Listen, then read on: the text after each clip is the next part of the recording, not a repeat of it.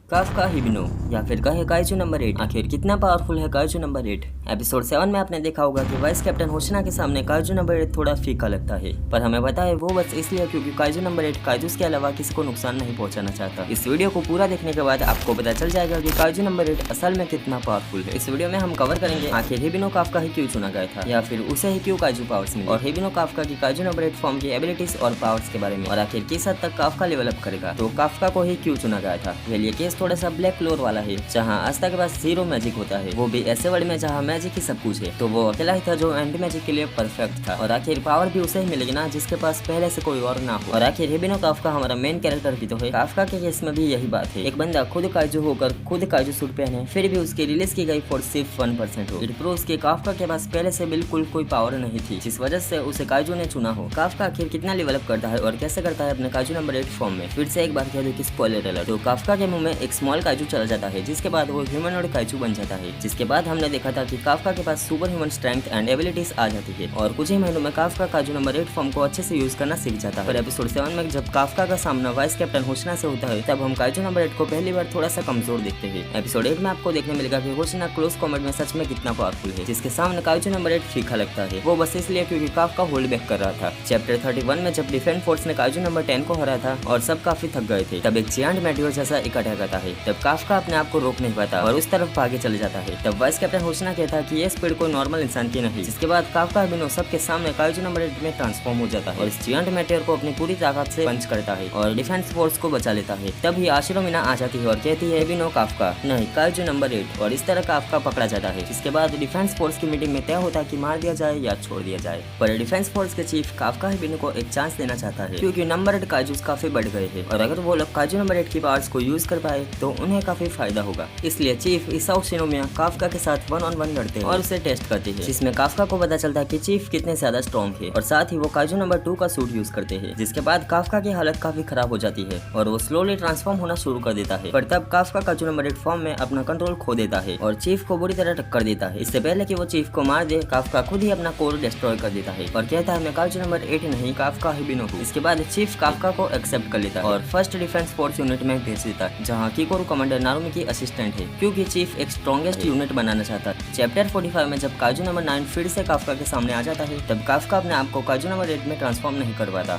क्योंकि चीफ के साथ उसने जो किया उसके बाद काफ्का के अंदर एक डर पैदा हुआ। पर किकोरू काफ्का को चीयर अप करती है और उसे अपने आप में बिलीव करवाती है। जिसके बाद काफ्का काइजू नंबर 8 में फाइनली ट्रांसफॉर्म हो जाता है। जिसके बाद हमें देखने मिलती है काफ्का की स्माइल, वो भी काइजू नंबर 8 फॉर्म में, मतलब उसका कंट्रोल काइजू नंबर 8 फॉर्म में अब पहले से ज्यादा है। जिसके बाद काफ्का काइजू नंबर 9 का बुरा हल कर देता है। पर इसके बाद हमें पता चलता है कि काइजू नंबर 9 का असली टारगेट चीफ थे। काइजू नंबर 9 हासिल करना चाहता है चीफ की पावर्स को। चैप्टर 65 में काफी समय के बाद काफ्का की मुलाकात वाइस कैप्टन होशिना से होती है, जिसको काफ्का सॉरी कहना चाहता था अपनी आइडेंटिटी छुपाने के लिए। होशिना को पता चल जाता है कि अगर काफ्का ट्रांसफॉर्म होता रहा तो एक दिन वो वापस ह्यूमन में ट्रांसफॉर्म नहीं हो पाएगा, इसलिए वो काफ्का को एडवाइस देता है कि वो ट्रांसफॉर्म ना हो। पर काफ्का कहता है कि वो अपने आप को नहीं रोक सकता। जिसके बाद होशिना भी समझ जाता है कि अगर काफ्का किसी की भी जान बचा सकता है तो वो ट्रांसफॉर्म होने के लिए थोड़ा भी नहीं सोचेगा, और इसी वजह से होशिना खुद काफ्का को ट्रेन करने लगता है, पर बिना काइजू सूट या ट्रांसफॉर्म हुए, बस प्योर फिजिकल स्ट्रेंथ में। और यह काफ्का को पता लगता है कि उसे अपनी काइजू नंबर 8 फॉर्म की रीजनरेटिंग पावर्स की काफी बुरी आदत लग गई है, जिस वजह से वो अपना डिफेंस नहीं करता और काफी लापरवाही से लड़ता है। इसलिए होशिना उसे अपने रीजनरेटिंग पावर्स के ऊपर डिपेंड ना रहने को कहता है, और अगर काफ्का को रीजनरेटिंग की भी जरूरत ना पड़े तो ड्यूरिंग द फाइट वो अपना 100% दे सकता है। जिसके बाद होशिना काफ्का को एक श्राइन ले जाता है और कहता है कि उसके पूर्वज भी यही है। फिर हमें देखने मिलता है काफ्का और होशिना का 1-on-1 कॉम्बैट, जिसमें हमें पता चलता है कि काफ्का की नॉर्मल फिजिकल स्ट्रेंथ पहले से काफी इंप्रूव हो गई है।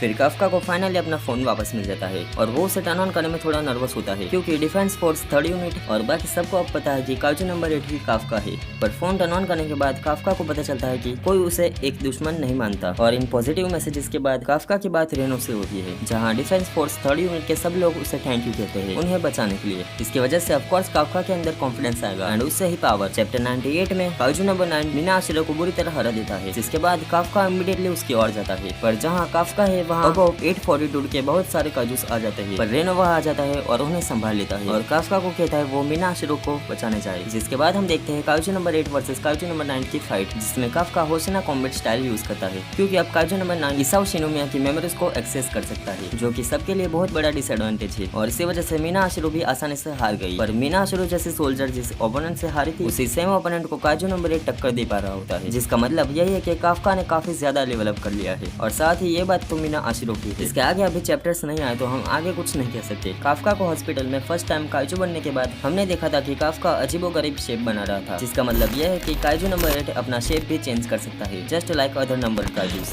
और काफका के काइजू नंबर 8 फॉर्म की रीजनरेटिंग पावर्स भी काफी ज्यादा है। और साथ ही काफका अब काइजूस को डिटेक्ट भी कर सकता है, जो बहुत फायदेमंद साबित होता है। काफका के स्ट्रेंथ काइजू नंबर 8 फॉर्म में बहुत ज्यादा है, फॉर्टिट्यूड ऑफ 9.8, जिसे हिस्ट्री का स्ट्रॉन्गेस्ट काइजू कहा जाता है। काफका की ड्यूरेबिलिटी भी बहुत तगड़ी है क्योंकि इसाओ शिनोमिया की काइजू नंबर 2 कम्बाइंड पावर के साथ काफका सर्वाइव कर लेता है। और काइजू नंबर 8 की स्पीड एंड रिफ्लेक्स भी काफी अच्छे हैं, जो कि इवन सोशिरो के अटैक्स को डॉज कर सकते हैं। काफका काइजू नंबर 8 फॉर्म में अपनी एनर्जी को इकट्ठा करके पावरफुल एनर्जी बीम रिलीज कर सकता है, जो इवन काइजू नंबर 9 के अटैक्स को इजीली हरा सकता है। अगर काफका काइजू नंबर 8 फॉर्म में अपना कंट्रोल खो देता है तो kaiju number 8 in size grow हो सकता है। तो अगर आपको वीडियो पसंद आया तो वीडियो को लाइक कर देना और ऐसे वीडियोस के लिए चैनल को सब्सक्राइब जरूर करना। तो मिलते हैं अगली वीडियो में, तब तक के लिए सायोनारा।